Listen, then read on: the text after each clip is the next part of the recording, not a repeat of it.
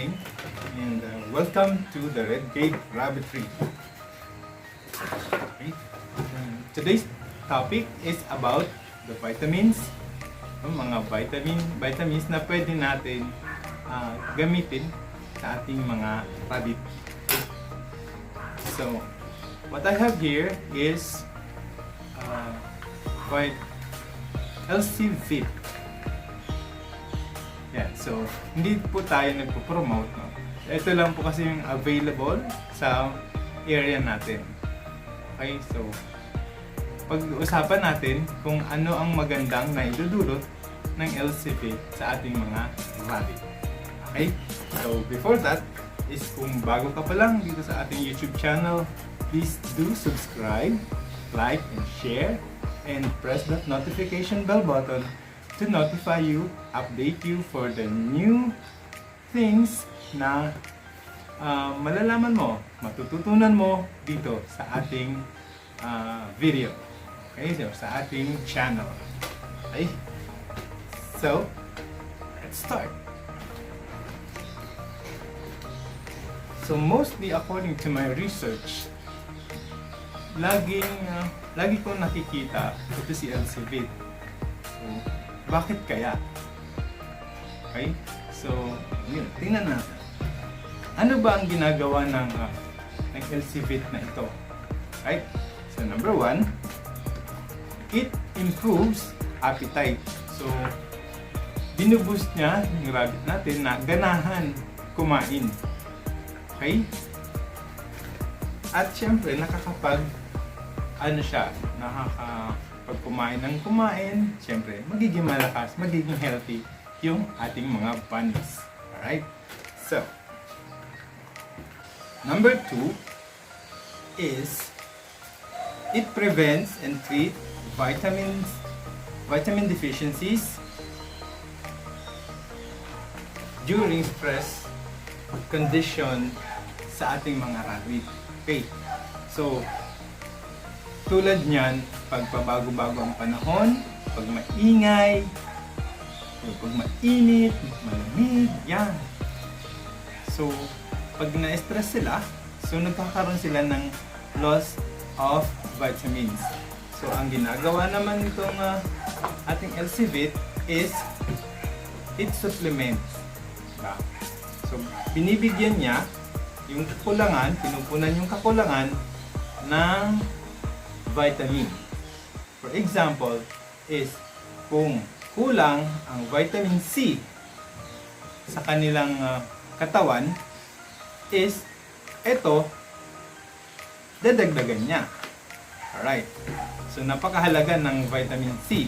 Dahil ang vitamin C, yan naman yung tumutulong sa white blood cells para lumakas at labanan yung mga bacteria na nakakakos ng sakit sa ating mga rabbit.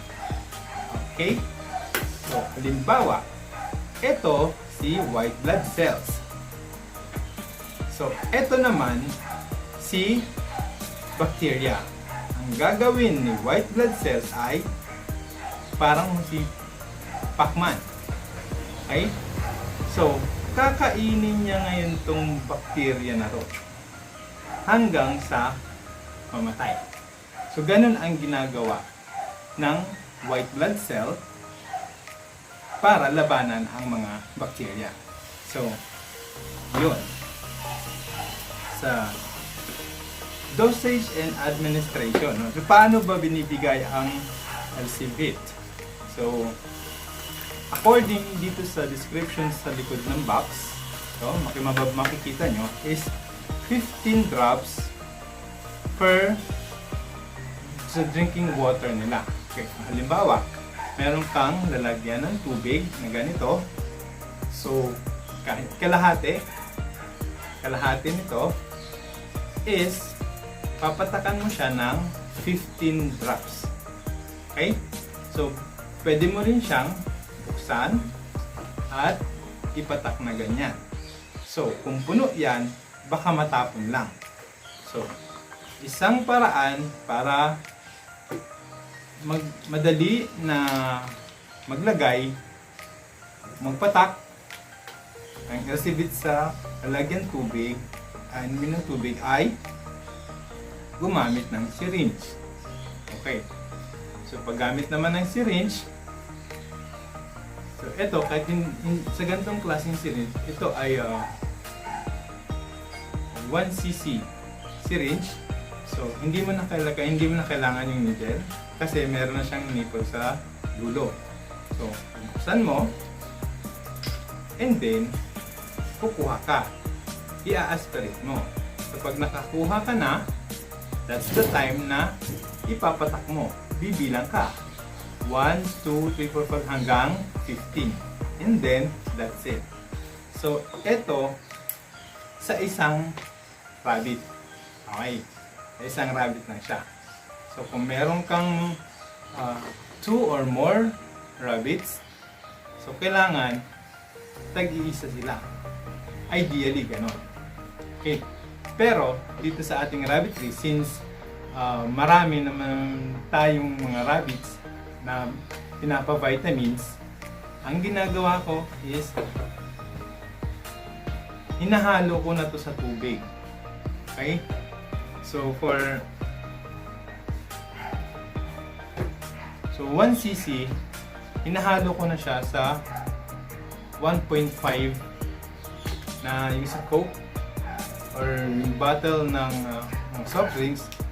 Tapos, minimix ko na doon. And then, tulad na dun sa atin sa rabbitry is naka-automatic na water drinker. So, tsaka ko siya ilalagay doon sa lalagyan nila. So, mamaya, papakita ko sa inyo kung paano ginagawa. Okay? So, basically, yun lang naman ang ginagawa, ang naitutulong nitong LC-Bit. Hope na natutunan nyo, no? Kung ano ang kahalagahan ng vitamins na ito. Okay? So, mga karabit, ito, tuturo ko sa inyo kung paano lagay ng LC-Bit sa lalagyan inuming tubig. Okay? So, ito ginagamit ko kasi since 2 liters to, so half lang siya ang gagamitin natin. Go. Tapos lalagyan ko siya ng 1 cc kasi marami sila, no? So 1, 2, 3, 4, 5, 6, 7. So, 7 sila na magbabitamins. Okay? Kaya, ang binibigay ko ay 1 cc. Yan. So, kukuha lang tayo. So, pag nakakuha na tayo, siguraduhin, takpan mo kasi ba may matapon. Sayang. Tapos, ilalagay ko na ngayon dito sa tubig. Hello.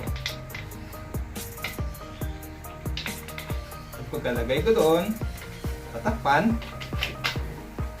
at isi-shake. Yan, isi-shake. So, after mo shake, pwede na natin to ilagay doon sa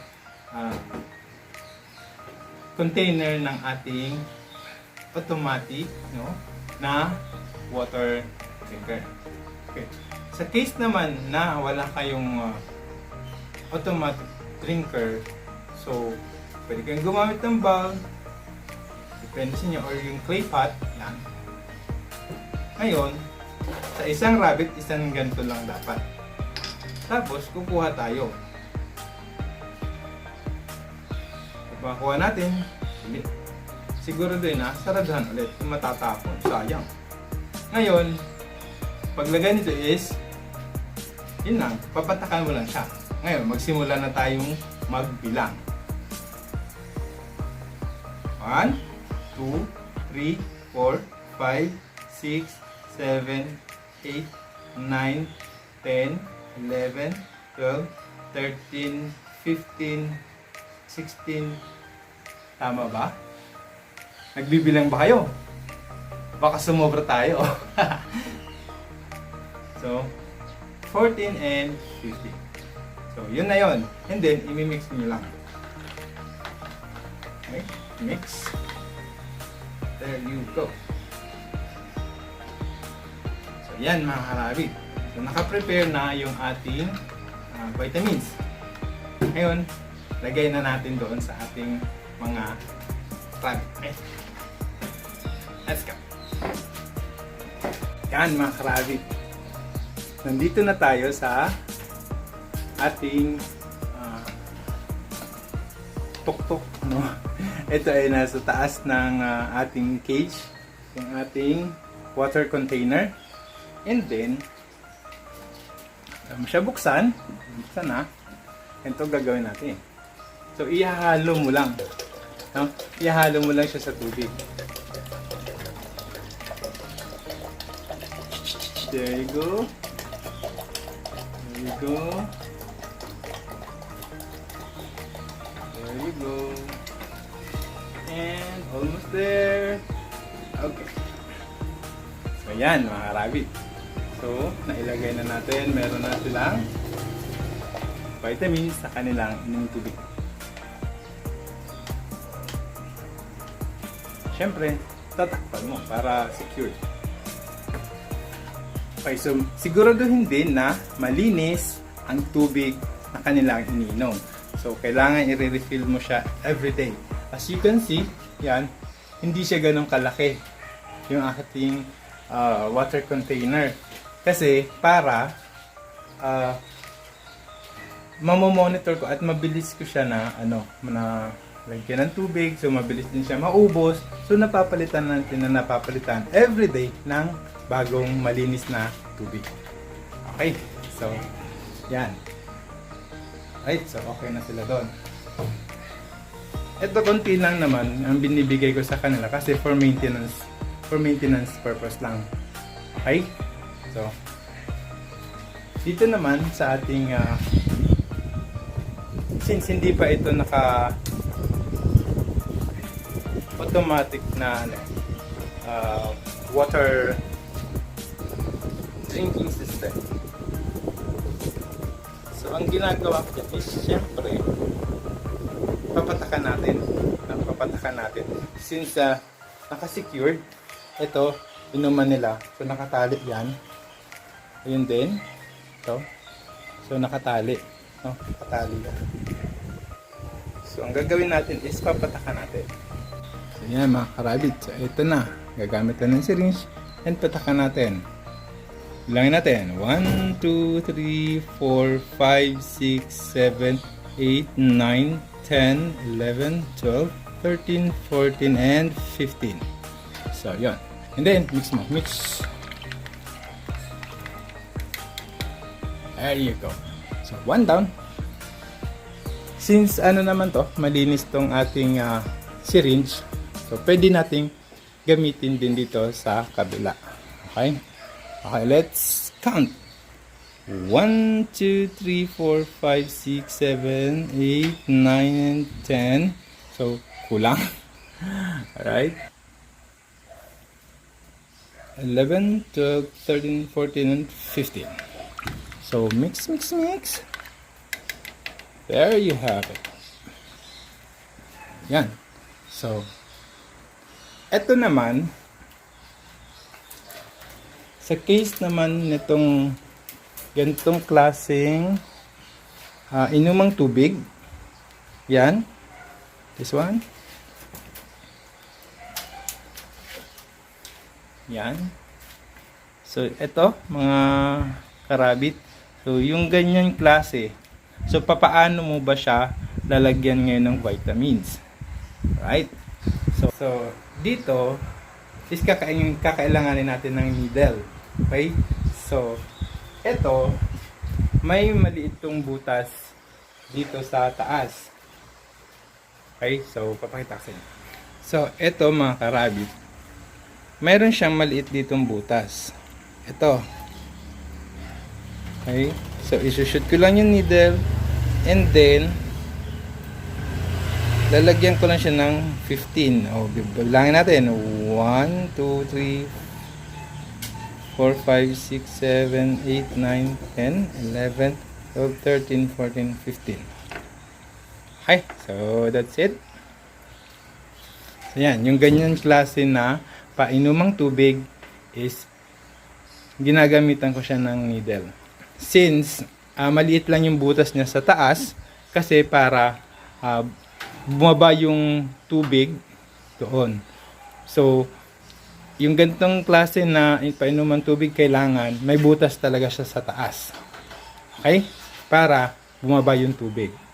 Alright? Kasi kung wala, yung air is nagko-compress doon. So, na-UUP yung yung bottle.